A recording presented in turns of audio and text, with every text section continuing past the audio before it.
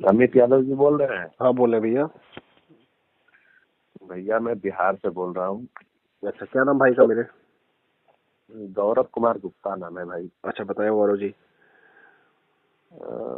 ये जो भाई यूजीसी बिल आया हुआ है, जी जी इसमें तो हम लोग भाई बिहार में ओबीसी में है, जी जी और इस बिल का हम लोग सपोर्ट कर रहे हैं। जी जी और यहाँ तक कि सोशल मीडिया में मैं देख रहा हूँ भाई, मेरे जी। बहुत सारे लोग इसमें बनिया वर्ग को क्यों जोड़ रहे हैं?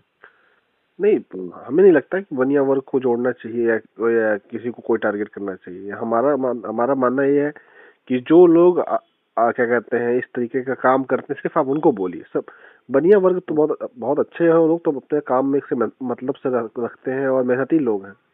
क्योंकि एक ग्रुप होता है जो सबके ऊपर शोषण करता है। जब उसको काबू में करने के लिए, जैसे होते हैं ना ये आवारा जानवर जो होते हैं, उनको काबू में करने के लिए जब रस्सी डाली जाती है, मजबूत रस्सी डाली जाती है, तो वह उस चीज का बहुत विरोध करते हैं। और उनको फिर वह क्या करते हैं कि और भी भागते दौड़ते हैं। तो ये उसी तरीके से है कि ये सबको उसी में कब्जा करने की, मतलब सबको दिखाने की कोशिश की जा रही है कि हमारा एक बड़ा ग्रुप है, जबकि शोषण करने वालों सबको पता है कि शोषण करने वाले कौन है और वो हमेशा से शोषण कौन करते हुए आया है, और शोषण करने की विधि जो है वो किसने बनाई है। उनको पोंगा पंडित कहा जाता है। मैं आपको बताऊं, जो शोषण करने की पूरी नीति को फॉलो करते हैं उन्हीं को मैं पोंगा पंडित कहता हूँ। तो जो भी व्यक्ति शोषण किसी का करता है, वो किसी भी जाति धर्म का हो, वह मानसिक रूप से सामंतवादी और मनुवादी होता है और पोंगा पंडित होता है। तो ऐसे पोंगा पंडित क्या करते हैं कि एक जाल फैलाते हैं और सोचते हैं कि हम एक बड़ा ग्रुप बना देंगे, तो उसमें अलग अलग जाति के लोगों को जोड़ देंगे तो दिखा देंगे कि हम इतने बड़े हैं। कभी उसको हिंदू बना दिया जाता है, कभी उसको अगड़ा बना दिया जाता है, और समय और मौसम के हिसाब से होता है। जब जरूरत पड़ती अगड़ा बनाने के लिए तो उसको अगड़ा बना दिया जाता है। उसमें कहते हैं हम ब्राह्मण भी हैं, क्षत्रिय भी हैं, हम वैश्य भी हैं, हम सब अगड़े हैं और हम सबके लिए दिक्कत हो रही है। ना तो उसमें ब्राह्मणों को दिक्कत होती है, ना तो उसमें क्या कहते हैं क्षत्रियों को दिक्कत होती है, ना तो उसमें वैश्य बनियों को दिक्कत होती है। दिक्कत केवल पोंगा पंडितों को होती है। तो वो क्या करते हैं, ऐसा जाल फैलाते हैं कि हम देखो इतने बड़े हैं, हम सबके ऊपर अत्याचार हो रहा है। और फिर कभी ऐसा होता है कि सबको हिंदू बना लेते हैं, लेकिन दिक्कत हमेशा पोंगा पंडितों को ही होती है, ऐसे मजबूत कानूनों से। सही बात है। तो यही है भाई। तो ये पोंगा पंडित जितने भी आपको इस वक्त धरना प्रदर्शन और यूजीसी का विरोध करते हुए लोग दिखाई देंगे, वो सब आपको पोंगा पंडित दिखाई देंगे, क्योंकि वही क्या कहते हैं शोषण करते हुए आए हैं, वही लोगों को अपमानित करते हुए आए हैं, वही जाति भेदभाव करते हुए आए हैं, तो वही आज धरना प्रदर्शन कर रहे हैं। इसके अलावा आपको कि कोई भी धरना प्रदर्शन करते हुए नहीं देखेगा। और ये मुट्ठी भर लोग हैं, मुश्किल से अगर पूरे भारत की जनसंख्या निकाल दी जाए तो 0.1% भी नहीं होंगे जो इस कानून का विरोध कर रहे हैं।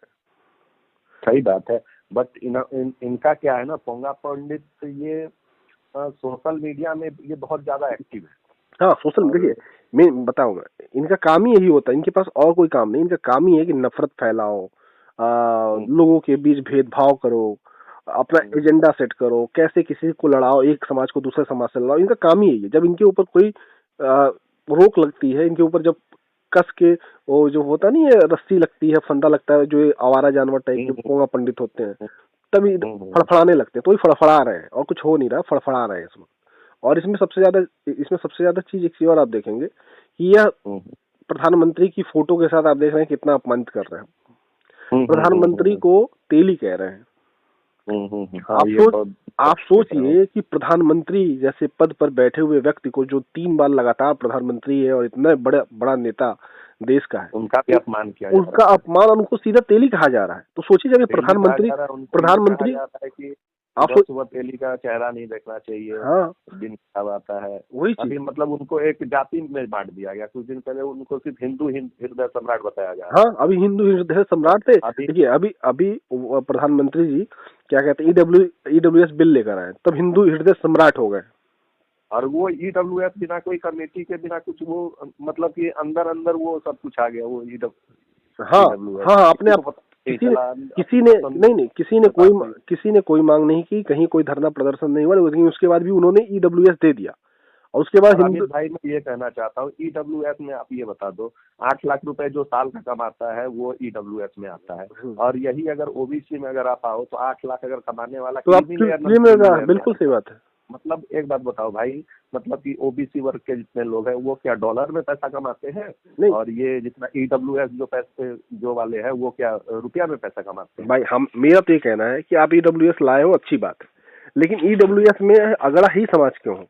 EWS में पिछड़ा भी हो, दलित भी हो, और आर्थिक आधार पे है, आर्थिक आधार पे अन्य धर्म के भी लोग इसमें क्यों ना हो भाई? इसमें सिख भी क्यों ना हो, इसमें ईसाई भी क्यों ना हो, इसमें मुस्लिम भी क्यों ना हो, इसमें बौद्ध भी क्यों ना हो, इसमें क्या कहते हैं जैन भी क्यों ना हो, ये सारे धर्म के लोग इसमें क्यों ना हो भाई? वो तो आर्थिक आधार पे है ना, तो आर्थिक आधार पे कोई भी पिछड़ा हो सकता है, कोई भी गरीब हो सकता है।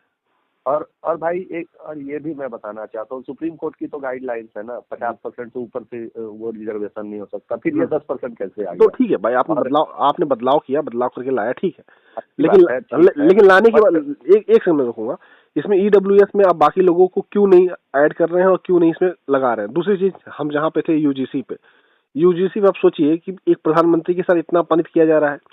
अगर कोई पिछड़ा दलित समाज का, कोई अल्पसंख्यक समाज का, आदिवासी समाज का भाई अगर इस तरीके से प्रधानमंत्री के फोटो के साथ कर देता तो अभी तक FIR होती और जेल में होता।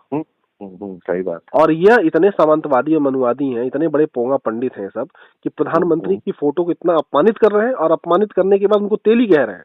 आप सोचिए, जब प्रधानमंत्री को सब इतना अपमानित कर सकते हैं तो पिछड़े दलितों की क्या हैसियत होगी? जो गरीब परिवार के बच्चे होंगे, उनको यूनिवर्सिटियों में क्या हाल करते होंगे उनका, आप यही सोच लो बस। सही बात। मतलब गुंडाई एकदम रोड पे चढ़ के कर रहे हैं, कितने बड़े गुंडे। बिल्कुल, ये जो इस वक्त उनको मिल रहा है, हाँ, सपोर्ट मिल रहा है। नहीं, सपोर्ट गुंडे ही कर रहे हैं उनका। जितने भी पोंगा पंडित हैं वही सब ये सब काम कर रहे हैं। पूरे पोंगा पंडितों का झुंड इस वक्त आपको सड़कों पे दिखाई देगा, इसके अलावा कोई भी नहीं है। ना तो इसमें ब्राह्मण है, ना तो आपको इसमें क्षत्रिय दिखाई देगा, ना तो इसमें आपको वैश्य दिखाई देगा, ना तो इसमें कोई व्यक्ति नहीं दिखाई देगा। इसमें सिर्फ पोंगा पंडित आपको दिखाई देंगे, जो दिन भर लफंगई करते हैं, नीच काम करते हैं, लोगों को अपमानित करते हैं, वही सिर्फ इस बिल का विरोध कर रहे हैं। जो पूरे अगर भारत की जनसंख्या देखी जाए उसमें 0.1% भी नहीं है। और इन सबकी गुंडाई देखिए कितनी बड़ी है। मैं तो ST SC OBC वालों से कहना चाहूंगा कि आप भी रोड पे उतर के बिल का समर्थन करिए। देखिए, वो ST OBC और अल्पसंख्यक समाज के जितने भी लोग हैं, चाहे वो सिख हो, चाहे वो ईसाई हो, चाहे मुस्लिम हो, चाहे बौद्ध हो, जितने भी लोग, ये आप देखिए, ये सारा जो ये तबका है ना, वो कामकाजी तबका। जैसे आप बनिया समाज से आते हैं, बनिया समाज के पास कहाँ समय है कि वो जाके सड़क पर उतरेगा? भाई वो अपना काम करेगा, रोजी रोटी देखेगा, बिजनेस करेगा, तब आगे बढ़ेगा। वो कहाँ जाएगा सड़क पे उतरने के लिए, वो करने के लिए? ठीक, पिछड़े समाज के पास ये सब टाइम ही नहीं है। पिछड़े समाज के लोगों को आप देखिए, पिछड़े बनिया समाज तो चाह रहा है ना कि वो जो नीचे दबे हुए लोग हैं वो ऊपर उठे, जो कि मार्केट और ग्रो करे। बिल्कुल और बिजनेस बढ़े। भाई आप बताओ ना, इस देश में अगर जो अर्थव्यवस्था चल रही है वो किसके कंधों पे चल रही है? बनिया समाज के कंधों पे चल रही है। उन्होंने बहुत बड़े पैमाने पर, उनके लोग हैं, ठीक, वो अपने भाई हैं।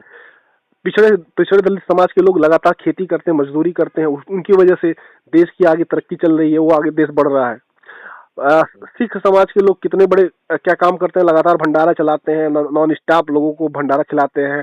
वो उनका क्या कहते हैं, लंगर चलता रहता है, और लगातार वो भी काम करते रहते हैं। उनका पंजाब से लेकर हर जगह आप देख लीजिए कितना बड़ा उन लोगों का अर्थव्यवस्था अपने दम पर है। खलीहर सिर्फ होते हैं पोंगा पंडित। उनका काम होता लूटना, लोगों को अपमानित करना, लोगों को लड़ाना, उससे धन अर्जित करना और उसी से अपना जीवन यापन करना। नफरत फैला के जीवन यापन करने वाले पोंगा पंडित ही ये पूरा काम कर रहे हैं। प्रधानमंत्री जी को अपमानित कर रहे हैं, मुख्यमंत्री को अपमानित कर रहे हैं, विपक्ष के सब बड़े बड़े नेताओं को अपमानित कर रहे हैं। आप किसी भी बड़े नेता की, पिछड़े समाज के, दलित समाज के बड़े नेता की आप प्रोफाइल उठा के देख लीजिएगा, उसके नीचे जितने कमेंट होंगे, उसमें जितनी गालियां लिखी होंगी, सब वो नीच पोंगा पंडित करते हैं। इस बात से मैं एग्री हूँ। और भाई ये भी है कि आप जैसे देख लो कि हम लोगों का 27% जैसे बिहार में रिजर्वेशन था OBC का। OBC बिहार में 2 भाग में है, BC1 BC2। तो कास्ट सेंसस जब हुआ तो नीतीश जी ने रिजर्वेशन बढ़ा के 32% के लगभग शायद उन्होंने करा था। तो इन्हीं पोंगा पंडितों ने ये चैलेंज किया था सुप्रीम कोर्ट में। हाँ, बिल्कुल। और मतलब हाई कोर्ट में, वहाँ से उन्होंने स्टे लगवा दिया इस रिजर्वेशन पे। हाँ, बिल्कुल। और इसमें अभी सरकार ने अपील करी है सुप्रीम कोर्ट में मामला गया वही। जब EWS मिल गया तो तभी किसी को आपत्ति नहीं थी। हाँ, बिल्कुल। और वालों को अगर आरक्षण अगर बढ़ जा रहा है कास्ट सेंसस होके, तो इनको बहुत बड़ा आपत्ति है। नहीं, मुझे याद है 65% तक नीतीश जी और तेजस्वी जी मिलकर ले गए थे, 65% के आसपास आरक्षण ले गए थे। हाँ हाँ हाँ, 65% आरक्षण बिहार का इन्होंने बनाया था, जो इन्होंने सर्वे कराया था, आर्थिक जाति सर्वे। हाँ, उसके बाद सबसे ज्यादा दिक्कत हुई तो पोंगा पंडितों को हुई, बाकी किसी को दिक्कत नहीं हुई। पोंगा पंडितों का यही काम ही है कि कैसे लोगों में मतभेद करें, किसी को आगे न बढ़ने दें। अगर देश हमारा पिछड़ा हुआ है, हमारा देश में यह जो पाखंड फैला हुआ है, हमारे देश में लोग अशिक्षित हैं, स्कूल की स्थिति ठीक नहीं है, तो सारे इसके पीछे कारण पोंगा पंडित है। इस देश में जो भी गलत काम हुआ है, जितने भी देश में दिक्कतें, उन सब का जड़ पोंगा पंडित है, इसके अलावा कोई नहीं है। और ये आप जहाँ अच्छे स्कूल बनेंगे वहां पे अड़ंगा लगाएंगे, जहाँ अच्छे अस्पताल बनेंगे वहां अड़ंगा लगाएंगे। इन सबका काम ही अड़ंगा लगाना और लोगों में मतभेद पैदा करना। ये ना साइंटिफिक बात करेंगे, सिर्फ गोबर से शुरू होंगे और गौमूत्र पे आके खत्म हो जाएंगे। इनकी जिंदगी ही गोबर और गौमूत्र के बीच में है। अभी एक रिद्धिमा शर्मा करके अभी कुछ राजस्थान में वो गई हुई थी, वहाँ पे वो सांप्रदायिकता वो फैला रही थी, तो वहाँ के जो लोकल लोग हैं वहाँ, उन्होंने उनसे डांट के भगाया। कौन है?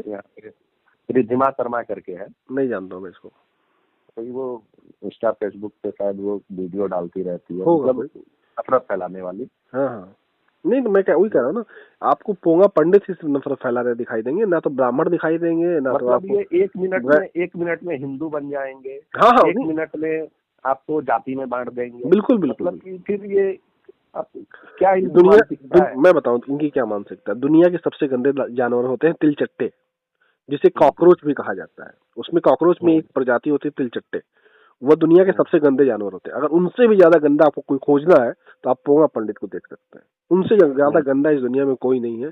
हर जगह नफरत, मतभेद, जाति व्यवस्था बनाना, लोगों को बांटना, जातिवाद करना, लोगों को नीचता बोलना, लोगों को अपमानित करना, यही इनका काम है। और ये हमेशा इस तरीके से करते रहते हैं। और ये कभी हम ब्राह्मणों में बांटते हैं, कभी क्षत्रियों में बांटते हैं, कभी वैश्यों में बांटते हैं, कभी पिछड़ों में बांटते हैं, कभी दलितों में बांटते हैं। हमेशा बांटते ही रहते हैं। इनसे ब्राह्मण भी परेशान है, इनसे क्षत्रिय भी परेशान है, इनसे वैश्य भी परेशान है, इनसे पिछड़ा दलित अल्पसंख्यक भी परेशान है। तो पोंगा पंडितों से पूरा देश परेशान है और वही इस वक्त सड़कों पे नौटंकी कर रहे हैं। ठीक मेरे भाई, बहुत धन्यवाद आपका। धन्यवाद भाई, धन्यवाद।